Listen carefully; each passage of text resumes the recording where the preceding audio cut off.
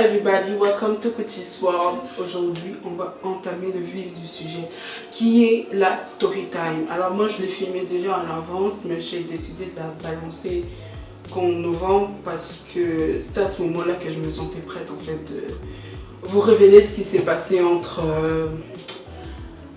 mon ex et moi. Donc on va parler de ça aujourd'hui tout simplement et donc on va commencer sans plus tarder. Alors mon histoire commence comment? Je rencontrais Dan le 29 mars 2015.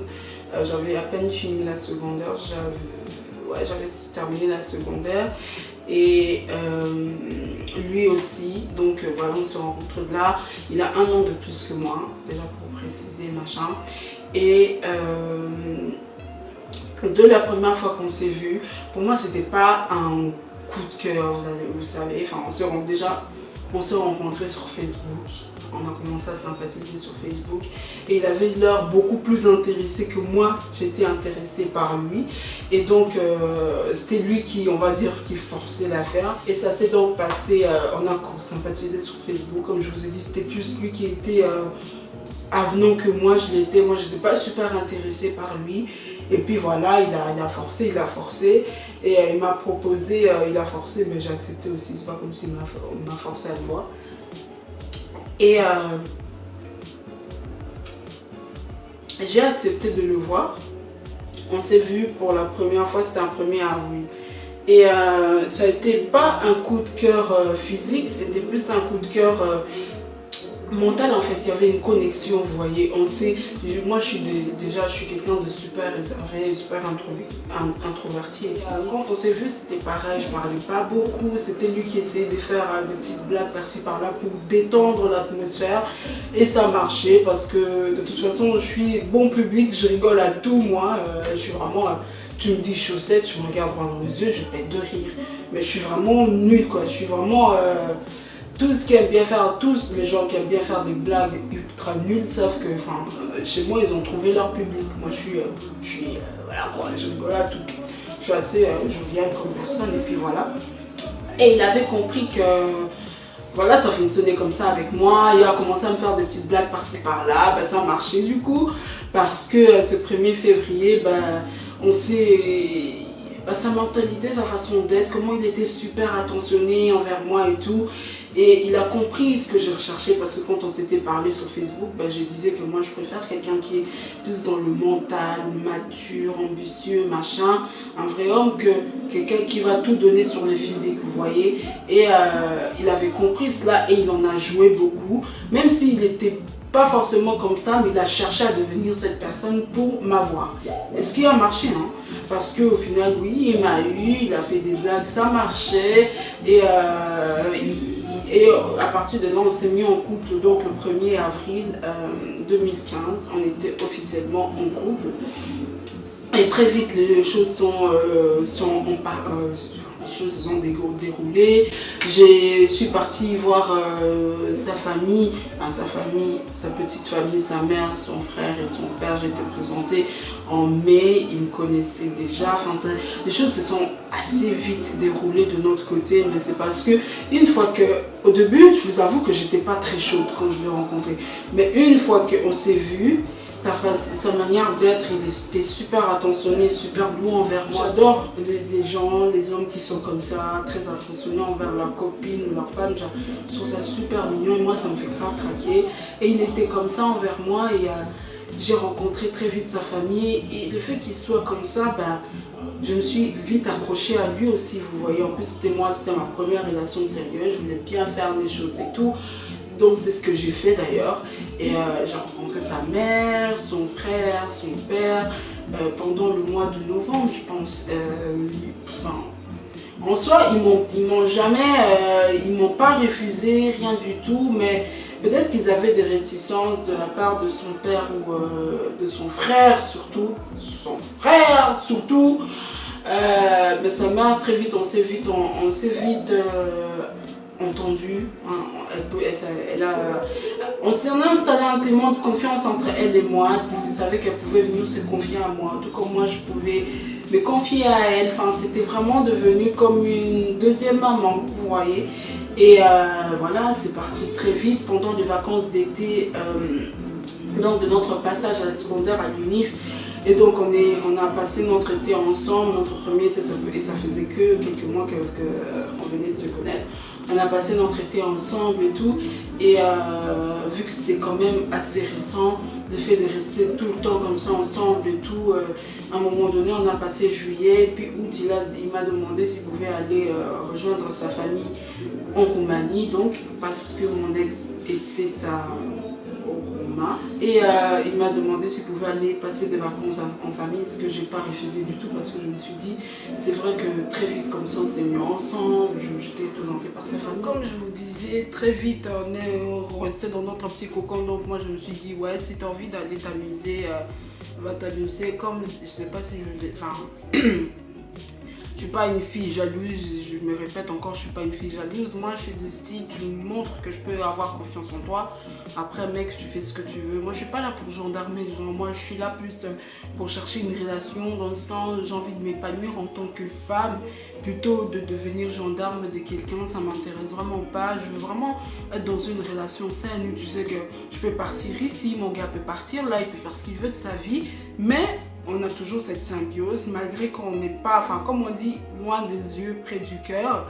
C'est tout en fait, c'est ça pour moi une relation, loin des yeux, près du cœur.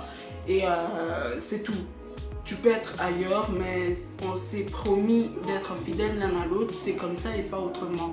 Et donc pour moi c'était logique, enfin s'il voulait partir, il partait, et j'avais même posé la question, si tu pars là-bas et que tu me trompes, ça va mal aller pour toi. Si tu sens que tu vas me tromper, dis-moi, comme ça on se sépare maintenant. Comme la relation elle n'était pas si avancée que ça, comme ça tu fais ta route, moi je fais la mienne, et to everybody happy.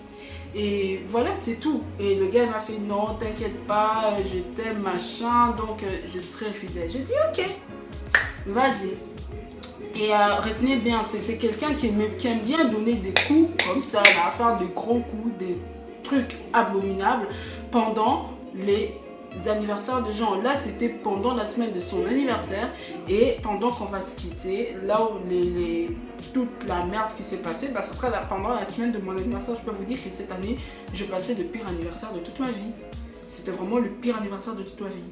Mais bon, on va revenir avec ça par la suite. On va continuer là. Et donc, il est parti en Roumanie. Au début, c'était bien, on se parlait à peu près, enfin, on se parlait tous les jours comme d'habitude. Enfin, pour moi aussi, je trouve ça normal que quand tu es avec quelqu'un, vous vous parlez tous les jours, surtout si vous ne vous voyez pas. Au moins pour vous dire un petit mot, enfin, si vous n'avez pas envie de vous parler H24, au moins un petit mot échangé par-ci par-là, au moins tu sens que la personne elle pense à toi, tu vois. Mais là, au début, on se parlait comme d'habitude tous les jours. Et puis la semaine de son anniversaire est arrivée, puis devenait distant. Et puis un jour, et je ne vous ai pas dit, on avait décidé d'échanger nos mots de passe Facebook. Enfin, c'était surtout lui parce que c'était quelqu'un qui était très jaloux. Très jaloux, je dirais même jaloux maladif, parce que je le précise bien, parce que après, vers la fin, il a commencé à retourner les choses et me faire prendre pour une fille devant sa famille que je ne suis pas. C'était vraiment quelqu'un, Dani était quelqu'un qui était très jaloux envers moi. C'était vraiment de la jalousie maladive. Il pouvait devenir jaloux de n'importe quoi, de n'importe qui. Oh, lui, il t'a regardé mal, il devient jaloux.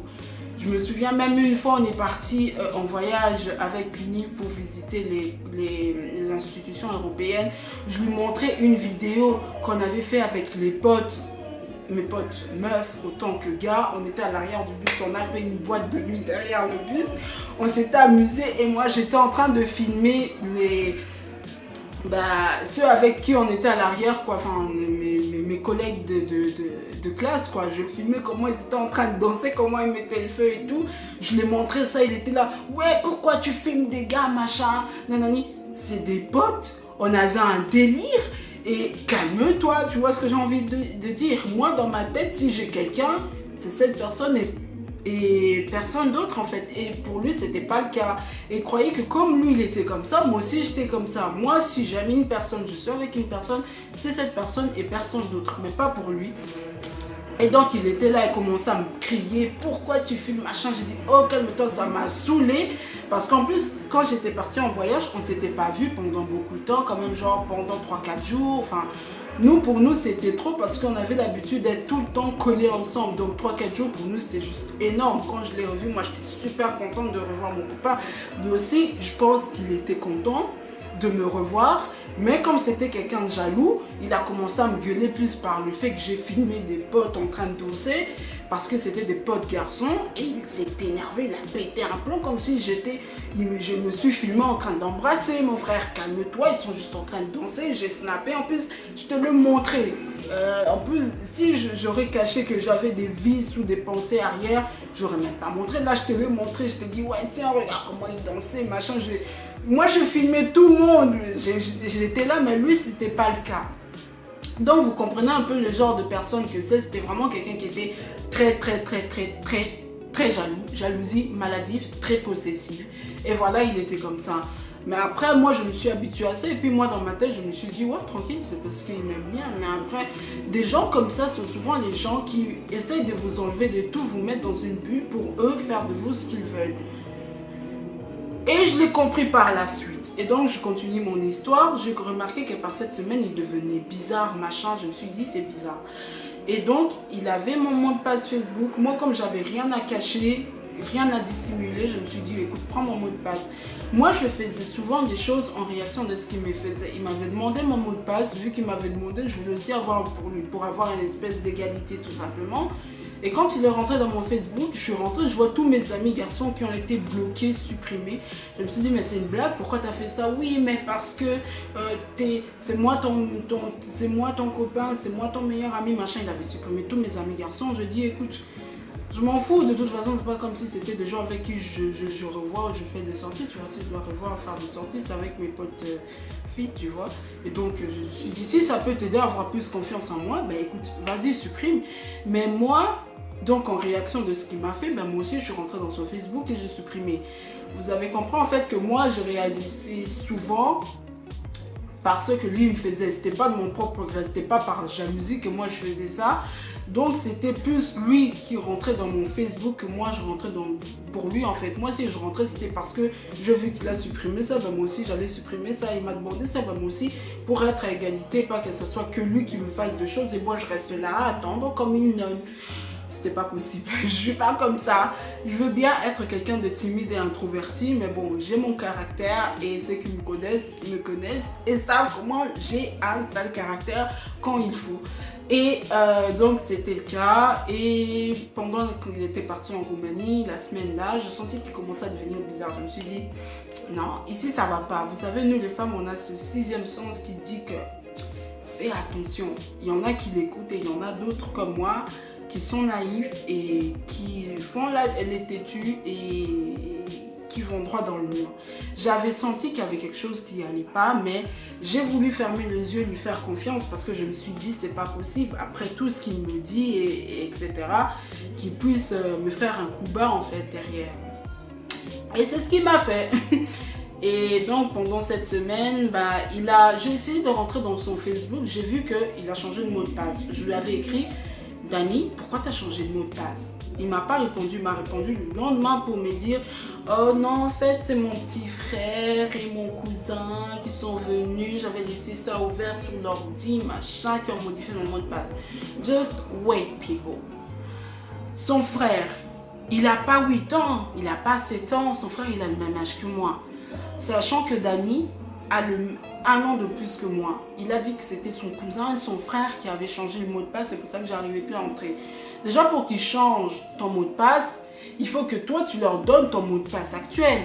Même un enfant de 7-8 ans ne peut pas rentrer sur Facebook en tapant ton mot de passe et même ok t'as laissé. Mais quand vous partez modifier le mot de passe sur Facebook, vous devez noter le nouveau et confirmer avec l'ancien pour pouvoir changer. Quel enfant de 7-8 ans ou de 10 ans, peu importe, a l'intelligence de faire ça, enfin, à perdre son temps, à aller sur ton profil, mettre ton truc et puis mettre à nouveau le mot de passe qu'il veut, il change, machin, soit. Et même si son frère avait changé, si il était vraiment sincère avec moi, il aurait pu me demander à son frère pourquoi tu as changé et me donner le nouveau mot de passe. Et donc, vous voyez qu'il n'y a pas de cohérence. Que ce soit un enfant de 8 ans qui l'aurait fait, ou un adulte de mon âge, parce que son frère avait le même âge que moi et son cousin était même plus âgé que Dani. Donc c'était pas possible, vous voyez, que ce soit son frère qui ait changé le mot de passe.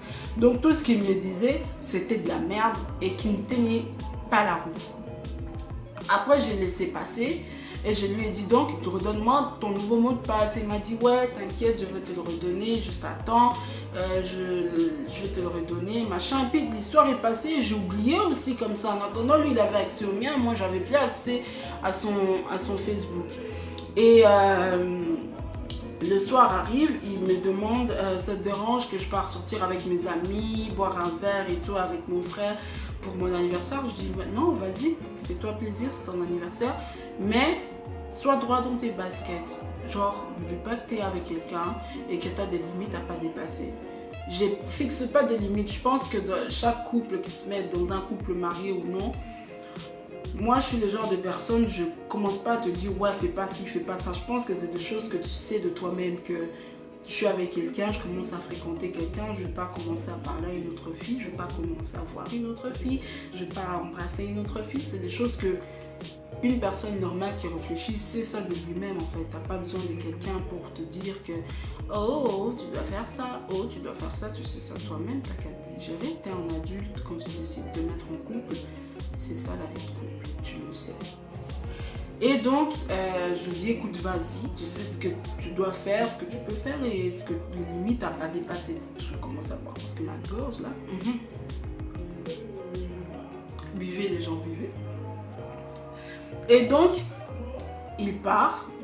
Moi, du coup, il reste super tard et tout. Moi, je dors pas tard. Moi, j'arrive jamais à mon maximum que je peux rester pour ne pas ressentir les sommeils. C'est 1h, 2h du matin. Au-delà, mes yeux se ferment littéralement tout seul. Donc, lui, il est resté plus tard. Ce que j'ai compris, parce qu'il voulait s'amuser pour son anniversaire, je l'ai laissé tranquille.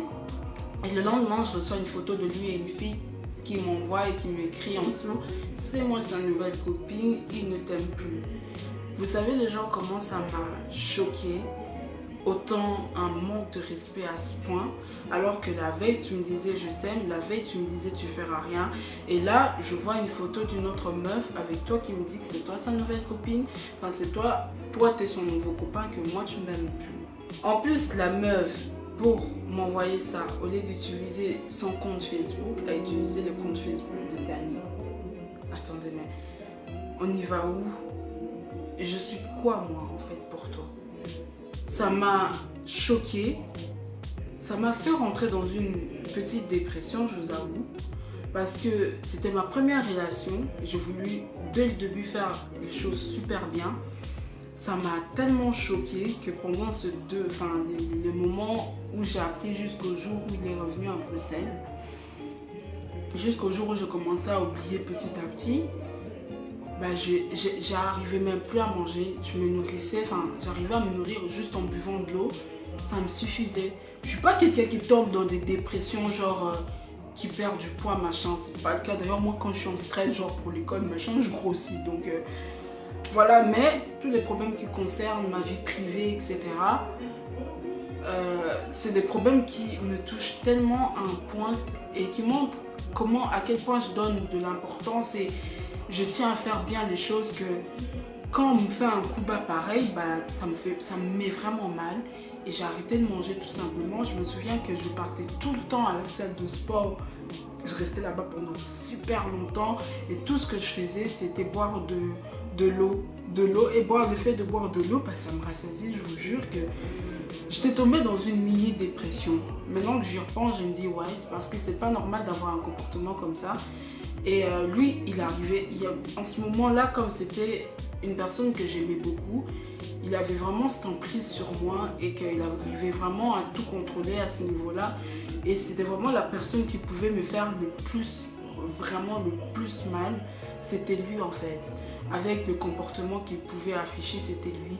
J'ai vraiment arrêté de manger, j'arrivais plus à rien faire, à part aller au sport pour oublier. Vous voyez, certains se tournent vers des choses qui ne devront pas se tourner, comme drogue, machin, de l'alcool, etc. Ou manger. Moi, c'était pas le cas. Moi, c'était le sport. Et heureusement, parce que ça aurait été autre chose, ça aurait pas été bon pour ma santé finalement. Et heureusement que c'était le sport, même si j'arrêtais de manger. Mais après, j'ai vite repris pied parce que je me souviens qu'à un moment, j'étais même partie à la salle de sport avec mon frère. J'étais tellement concentrée, je voulais juste oublier, courir. Et j'étais en train de courir pendant 1 heure alors que 1 heure avant, quand j'étais chez moi, j'avais rien mangé. Du coup, j'ai fait une hypoglycémie. Et je suis tombée dans les pommes. Et comme il y avait mon frère, heureusement qu'il était là. Il est vite parti m'acheter une orange et une canette de coca et il m'a donné. Et j'ai repris mes esprits et petit à petit il m'a pris, on est parti et je suis rentrée à la maison. Et en fait c'était pendant cette période-là. Et ma famille pensait que je le faisais parce que je cherchais à maigrir alors que pas du tout. C'était juste parce que lui m'avait fait mal à ce point. Et après... Donc, qu'il soit revenu, le monsieur courage qu'il est, il a bombé les torses avec ses gros sabots à travers moi. Quand il est revenu à Bruxelles, sur Bruxelles, il a repris contact avec moi. Et il a commencé à me sortir son baratin. Mais attention les gens, un baratin, je vous assure que Hollywood, Bollywood, Congolais ou toutes les woods que vous voulez ne sont pas prêts. Tous les Oscars doivent être remis à ce type. Il a commencé à pleurer. J'ai jamais vu un gars qui pleure comme ça. Même moi, en tant que meuf, je pleure pas comme ça. Après voilà, revenu, non, c'était une amie, machin. C'est parce que oui, avant toi, tu vois qu'on est côté ensemble. Et elle a vu ta photo de profil de Facebook, elle a vu que j'étais avec toi, elle était jalouse, elle a fait ça exprès, machin. Et maintenant, je me suis rendu compte que je t'aimais, machin et tout, et tu es bien, nanana, je peux pas vivre sans toi, et voilà. Et moi, j'ai dit d'accord, et j'ai accepté, et j'ai pardonné. Donc, les gens, comme je vous avais dit, la story time, elle va être très longue. Je vais m'arrêter là pour la première partie. Et donc... on va arrêter là et on va continuer la prochaine fois pour la deuxième partie. Donc, bye!